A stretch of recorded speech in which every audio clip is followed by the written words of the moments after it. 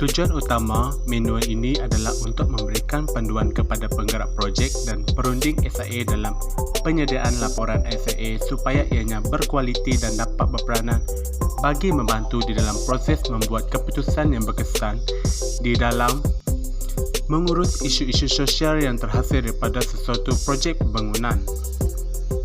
Penilaian impak sosial merupakan proses menganalisis, memantau dan mengurus impak sosial yang dijangka berlaku atau tidak terjangka, sama ada impak positif atau negatif ke atas suatu langkah intervensi dan apa-apa proses perubahan sosial yang terhasil daripada langkah intervensi tersebut. Terdapat 11 prinsip utama dalam penyediaan laporan SIA, manakala faedah-faedah pelaksanaan SIA kepada pihak kerajaan, komuniti dan sektor swasta. Impak sosial ketara adalah impak sosial yang dikenal pasti mempunyai kesan nyata, boleh dijangka dan berlaku secara langsung ataupun direct impact. Kesan ketara daripada impak sosial yang dijangka berlaku memerlukan strategi mitigasi dan pengurusan impak serta langkah-langkah pelaksanaan yang komprehensif. SIA kategori 1 merupakan meliputi projek pembangunan di bawah Seksyen 20 Akta 172 yang memerlukan mendapatkan nasihat Majlis Perancang Fizikal Negara terlebih dahulu, di mana cadangan pemajuan beserta laporan SIA hendaklah dikemukakan kepada MPFN. Manakala SIA kategori 2 pula meliputi projek pembangunan di bawah Subseksyen 22-2A Akta 172 yang juga hendaklah dirujuk kepada MPFN untuk nasihat memandangkan projek-projek di bawah Subseksyen 22-2A adalah berskala besar dan mempunyai impak yang tinggi, maka laporan SIA hendaklah disediakan. Manakala SIA kategori 3 pula adalah meliputi projek-projek yang akan ditentukan oleh Pelan Malaysia ataupun negeri atau pihak berkuasa tempatan PBT melalui perundingan di peringkat negeri dan boleh dikemaskini dari masa ke semasa. Antara proses SIA adalah screening, pembidaan, scoping, kajian penentuan data asas ataupun baseline. Screening adalah menentukan sama ada laporan SIA perlu disediakan bagi suatu projek pembangunan.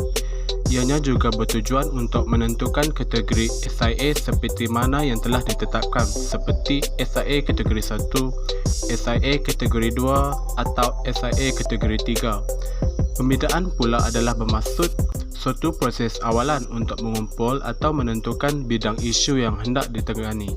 Manakala kajian penentuan data adalah peringkat ini akan melibatkan pengumpulan data asas ke bidang isu sosial sesuatu komuniti sedia ada, sama ada dalam bentuk kualitatif atau kuantitatif. Seterusnya, jangkaan impak dan penilaian impak. Penggunaan konsep impact value chain digunakan untuk membezakan impak dari output dan outcome. Impak adalah berbeza daripada output. Mitigasi pula merupakan melibatkan pengenapastian strategi dan langkah bagi mengatasi atau mengurangkan impak negatif projek pembangunan. Manakala pelan pengurusan impak adalah Management Plan SIMP. Ini seharusnya menyatakan dengan jelas peranan dan tanggungjawab penggerak projek agensi kerajaan, mana-mana pihak tertentu dan komuniti terlibat di dalam mengurus impak sosial di sepanjang tempoh suatu projek pembangunan. Industri kelapa sawit di Malaysia merupakan penyumbang yang terbesar kepada kemajuan dan kekayaan negara. Hal sedemikian kerana ekonomi Malaysia sebenarnya masih bergantung sepenuhnya terhadap sektor swasta, khususnya pertanian dagang sebagai salah satu daripada sumber utama pertumbuhan negara.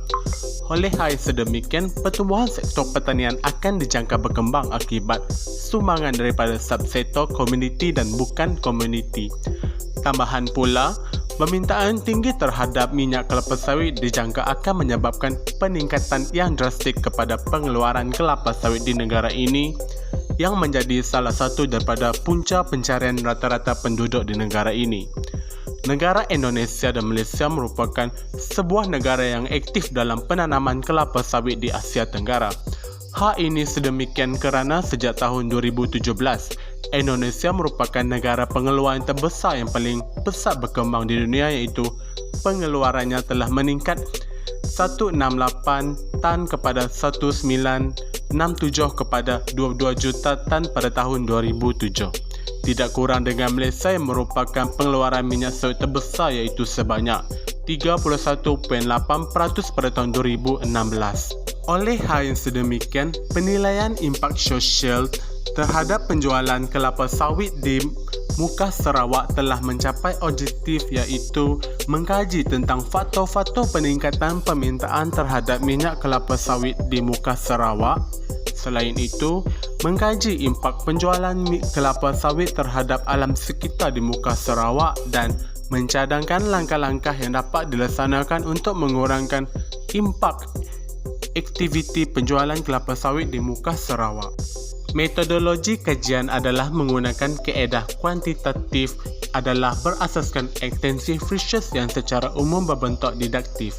Kaedah digunakan memerlukan saiz persempelan yang besar dan berupaya untuk menunjukkan tahap penerimaan anggota komuniti terhadap suatu isu atau cadangan yang dikemukakan berdasarkan penilaian impak sosial penjualan kelapa sawit di muka Sarawak.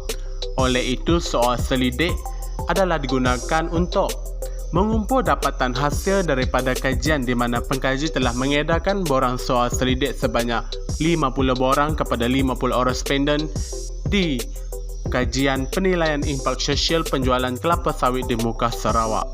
Dapatan kajian menunjukkan faktor utama peningkatan permintaan terhadap kelapa sawit di muka Sarawak yang terbesar adalah disebabkan permintaan terhadap buah kelapa sawit meningkat.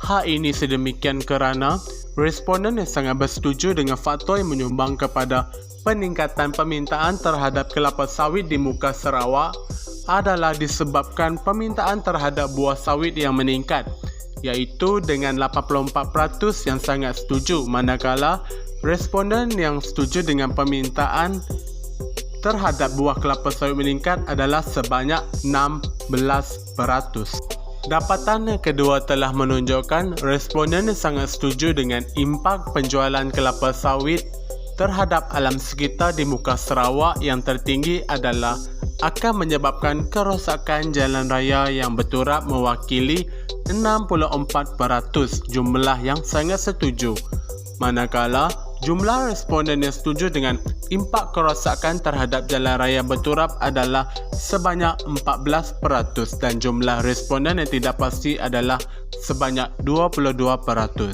Dapatan ketiga telah menunjukkan jumlah responden yang sangat setuju dengan langkah yang dapat dilaksanakan untuk mengurangkan impak aktiviti penjualan kelapa sawit di muka Sarawak adalah dengan menggunakan kaedah perundingan alam sekitar yang paling tertinggi adalah jumlah yang sangat setuju yang mewakili 84% daripada langkah-langkah yang lain, manakala jumlah responden yang setuju dengan langkah tersebut adalah mewakili 16%. Pelaksanaan mitigasi untuk mengatasi impak negatif penjualan kelapa sawit di muka Sarawak adalah dengan menggunakan kaedah perundingan alam sekitar. Perundingan alam sekitar yang akan dilakukan akan dapat mengatasi impak negatif terhadap kerosakan jalan raya iaitu dengan menghadkan muatan lori yang membawa buah sawit kelapa sawit di kawasan kajian. Pelaksanaan mitigasi ini dibuat adalah dengan persetujuan oleh komuniti yang terlibat. Pelaksanaan mitigasi dalam menangani impak negatif ini adalah selari dengan objektif pembangunan sosial di mana lori yang membawa buah kelapa sawit di kawasan muka Sarawak telah mengakibatkan kerosakan terhadap jalan raya dan ini akan memudaratkan pengguna jalan raya yang lain di kawasan tersebut. Langkah mitigasi yang telah dilaksanakan dijangka berkesan untuk mengenani masalah tersebut kerana dengan bantuan pihak berkuasa untuk menahan mana-mana lori yang membawa buah kelapa sawit dengan muatan yang tidak mengikut tetapan oleh pihak yang berkuasa. Kementerian Kerja Raya menyatakan bahawa jalan raya sepatutnya bertahan sehingga 1 abad sebelum ianya boleh diperbaiki, tetapi sekarang memerlukan penambahbaikan yang besar dalam tempoh 3 tahun pertama kerana kenderaan lebih muatan. Kesimpulannya, persediaan yang lengkap dengan menggunakan teknologi yang berkuasa tinggi terhadap impak sosial penjualan buah kelapa sawit di muka Sarawak hendaklah diselesaikan hingga ke akar umbi bagi mengelakkan masalah yang lebih rumit akan berlaku. Sekian, terima kasih.